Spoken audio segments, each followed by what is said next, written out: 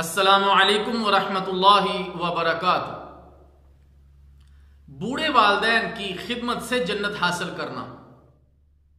सैयदना अबी हुरैरा रज़ी अल्लाह ताला अन्हु से रिवायत है, नबी करीम सल्लल्लाहु अलैहि वसल्लम ने इरशाद फरमाया, खाक आलूद हो जाए उस शख्स की नाक, खाक आलूद हो जाए उस शख्स की नाक, खाक आलूद हो जाए उस शख्स की नाक। 3 मरतबा आपने ये अल्फाज फरमाए, जिसने अपने वालिदैन में से किसी एक को या दोनों को बुढ़ापे की हालत में पाया फिर भी जन्नत में ना दाखिल हुआ।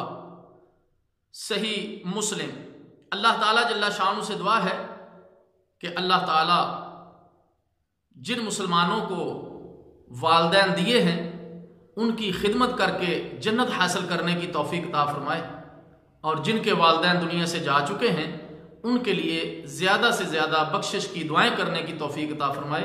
वस्सलामु अलैकुम वरहमतुल्लाहि वबरकातुहू।